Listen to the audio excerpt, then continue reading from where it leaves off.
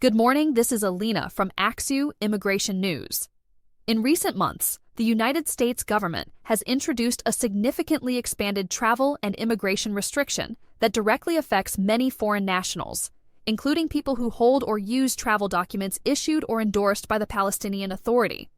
This development is part of a broader policy shift framed as a security and vetting measure, but for ordinary travelers and families, it functions as a far-reaching travel ban, closing off many of the visa options that were previously available. For Palestinians inside or outside the region, and for families who were hoping to use U.S. visas for visits, study, work, or immigration, the practical consequences are serious, immediate, and deeply personal. The core of the new policy is a presidential proclamation titled, "Restricting and Limiting the Entry of Foreign Nationals to Protect the Security of the United States." This proclamation expands earlier travel bans and now covers nationals of 39 countries, as well as individuals traveling on Palestinian Authority-issued or endorsed documents, subjecting them to either full or partial suspension of visa issuance and entry. Under the full suspension category, the United States is now fully suspending both immigrant and non-immigrant visa issuance for nationals of 19 countries, and it explicitly adds people traveling on Palestinian Authority documents to this strictest group. For affected people, full suspension means that U.S. consulates are instructed not to issue visas for tourism, work, study, family immigration, or most other common purposes, except in rare, narrowly defined situations. The proclamation singles out Palestinian Authority documents for special treatment.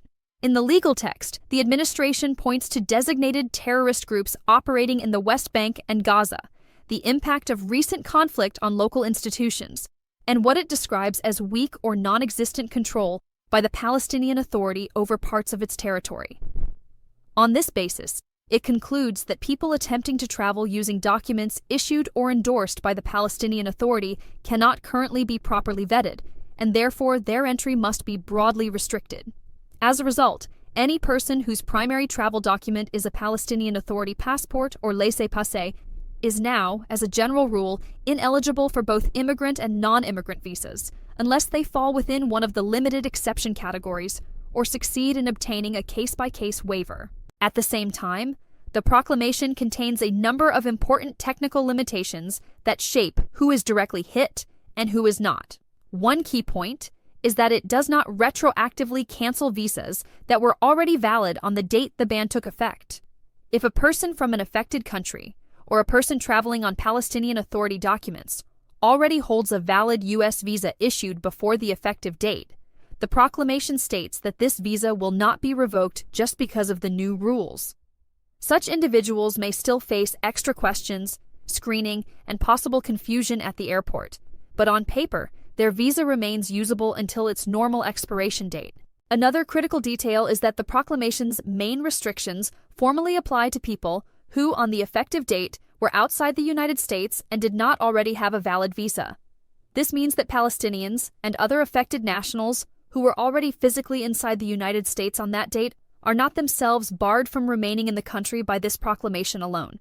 It also means that lawful permanent residents, also known as green card holders, are generally exempt from the ban, even if they were born in or are nationals of a listed country. However, even for those exempt groups, the broader climate of heightened screening and the possibility of future rule changes can create anxiety and uncertainty about travel, extensions, and long-term plans. For people seeking new visas now, the impact is most severe. Under the expanded policy, consulates are instructed to stop issuing all categories of immigrant visas and all non-immigrant visas for nationals of the 19 full suspension countries, plus individuals using Palestinian Authority-issued or endorsed documents, with only narrow exceptions. That includes visas for tourism and family visits, student visas such as F and M, exchange visitor visas like J, and work visas across a wide range of categories. For another group of countries subject to partial suspension, the proclamation limits immigrant visas and some key non-immigrant categories such as B, F, M, and J, while leaving other work categories legally available but often subject to shorter validity and extra scrutiny. But crucially, when it comes to Palestinian Authority documents, the language points to a full suspension of both immigrant and non-immigrant visa issuance, rather than a partial limit. Many people naturally look for exception categories and humanitarian carve-outs, especially in situations involving conflict zones and family separation. The proclamation does preserve some formal exceptions, but practitioners and policy analysts consistently describe them as narrow and difficult to obtain in practice. Exemptions usually include U.S. lawful permanent residents, certain categories of diplomats, some individuals who have worked for or on behalf of the U.S. government, and, in some cases, dual nationals who travel using a passport from a non-listed country instead of the affected nationality. There is also a theoretical possibility of case-by-case national interest waivers, decided at the discretion of senior officials such as the Secretary of State or the Secretary of Homeland Security. But expert commentary stresses that such waivers are expected to be extremely rare. For families, one of the most painful features of the new policy is the removal of exceptions that previously protected close relatives of U.S. citizens. Under the earlier version of the travel ban, immediate relatives of U.S. citizens, such as spouses, unmarried children under 21, and parents, had certain categorical exemptions that allowed many family immigration cases to move forward despite the broader restrictions. The new proclamation explicitly removes those exceptions, and it also eliminates exemptions for adoption-related immigrant visas and some special immigrant categories. For Palestinians and others from affected countries, this means that cases which were once just delayed may now be legally blocked, unless the applicants can qualify for one of the narrow remaining exceptions or persuade the authorities to grant a discretionary waiver. It is important to understand that the travel ban does not formally cancel the right to seek asylum, refugee status, or protection under the Convention Against Torture. The proclamation itself states that nothing in its text should be read to limit the eligibility of individuals to apply for asylum or similar forms of protection if they reach the United States, or, in the case of refugees, are processed through the international refugee system. However, for Palestinians and people from other heavily restricted countries, reaching a place where an asylum claim can legally be filed is often the hardest step. Tightened visa issuance, carrier screening by airlines, and other border control tools mean that many people are effectively prevented from boarding flights or reaching a U.S. border in the first place, even though asylum remains available in theory. Beyond the immediate legal rules, these changes also reflect a wider trend in U.S. immigration policy toward expanded vetting, data collection, and security profiling. The same period that saw the expanded travel ban has also seen more aggressive use of social media screening, algorithmic risk scoring, and closer coordination between immigration authorities, intelligence agencies, and foreign partners. For applicants from regions associated in U.S. security discourse with terrorism or instability, including Gaza, the West Bank, and several of the listed countries, this larger environment can translate into more frequent security checks, longer delays, and an overall higher risk of refusal, even in cases that are technically not covered by the formal ban. For Palestinians specifically, the intersection of travel document issues, statelessness, and regional politics makes the impact of the ban particularly complicated.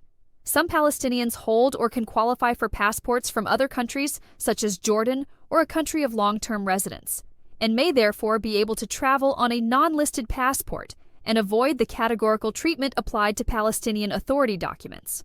Others, however, rely entirely on documents issued by the Palestinian Authority or on refugee travel documents linked to Palestinian status, which are now squarely targeted by the new proclamation. For those individuals, the policy sharply narrows legal paths to visit family in the United States, pursue an American education, accept a job offer, or join a U.S.-based spouse or parent through the normal immigration system. Legal and advocacy organizations have responded by publishing detailed guidance and urging affected individuals to seek personalized legal advice before making travel plans or filing new applications. Many law firms, universities, and immigrant rights groups warn that, in addition to the plain language of the proclamation, there may be internal instructions that cause consulates and immigration agencies to pause or slow down processing of applications from affected nationals, even in categories not explicitly listed in the ban. For students, researchers, and workers who are already legally in the United States but hold nationality from one of the listed countries, the main advice is often to avoid non-essential international travel, maintain valid status, and consult qualified counsel before any trip that would require a new visa stamp to return. For people abroad, Especially Palestinians and nationals of the full suspension countries, realistic options are more limited. Some may explore immigration or temporary refuge in other countries with less restrictive policies, in the hope of building a life elsewhere or eventually qualifying for a different passport. Others may focus on long-term planning, such as education or employment opportunities in regions that remain more open, while continuing to monitor U.S. policy in case future administrations revise or roll back the restrictions. In the meantime, advocacy continues in U.S. courts, Congress, and civil society, where opponents of the travel ban argue that it is overboard, discriminatory in effect, and harmful to families, universities, and the economy, while supporters emphasize national security and vetting concerns. For anyone who is Palestinian or connected to Palestinians and wondering, what does this mean for me or my family? A few practical points stand out. First, the exact impact depends on the passport or travel document used for the application or travel. A Palestinian Authority document will be treated very differently from a passport of a non-listed country. Second, existing valid visas are not automatically canceled by the ban, though travelers should be prepared for enhanced screening and should carry documents that clearly show their eligibility for any exemption category they believe applies. Third, for new visa applications using Palestinian Authority documents, the default expectation under current policy is refusal, unless a specific exception or waiver route can be identified and strongly supported with evidence. In this environment, the most effective step for an individual case is often to obtain detailed, country-specific and category-specific advice from an experienced immigration professional who is up to date on the latest interpretations and consular practices. Policies of this kind can evolve over time through court challenges, regulatory changes, or new presidential actions, and sometimes internal guidance softens or tightens the way a written rule is applied in practice.